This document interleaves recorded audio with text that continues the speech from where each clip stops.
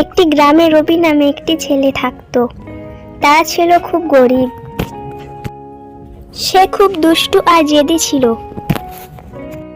যখনই তার কোনো ইচ্ছে পূরণ না হতো সে রেগে যেত এবং অদ্ভুত কিছু দাবি করত।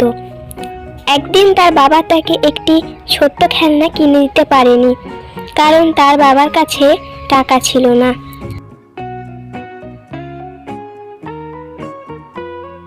রবি রেগে গিয়ে চিৎকার করে তার বাবাকে বলল, দেখো বাবা, তুমি আমাকে একটা ছোট্ট খেলনাও না যদি কিনে দিতে পারো, তাহলে তোমার মাথাটা কেটে আমাকে দাও। তার বাবা চমকে গেলেন, কিন্তু তিনি শান্তভাবে ছেলের দিকে তাকিয়ে বললেন, তোমার ইচ্ছে যদি তাই হয় তাহলে ঠিক আছে, তবে একটা শর্ত আছে। তুমি যখন আমার মাথা কাটতে চাও তাহলে তুমি নিজেই আমার মাথাটা কেটে নিও। যে মাথা দিয়ে তোমাকে বড় করেছি, তোমাকে রক্ষা করেছি এবং ভালোবাসা দিয়েছি, সেই মাথায় তুমি কেটে নাও। এই কথা শুনে রবি থমকে গেল। সে বুঝতে পারল তার কথার ভয়াবহতা। রবি মনে মনে ভাবতে লাগলো,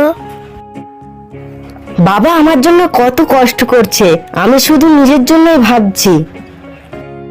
ছি, আমার লজ্জা করা উচিত। রবির চোখে জল চলে এলো। সে তার বাবাকে জড়িয়ে ধরে বলল, বাবা আমার ভুল হয়ে গেছে, আমাকে ক্ষমা করে দাও।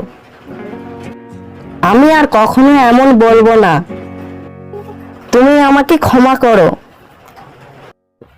তার বাবা মুচকি হেসে বলল, তুমি যখন নিজের ভুল বুঝতে পেরেছো তখন আমি তোমাকে ক্ষমা করে দিলাম। তবে মনে রেখো, কথার বড় শক্তি আছে, ভেবেচিন্তে কথা বলা উচিত। নীতি কথা, ক্রোধের বশে বা জেদের কারণে এমন কথা কখনো বলা উচিত নয় যা অন্যের অনুভূতিতে আঘাত করে।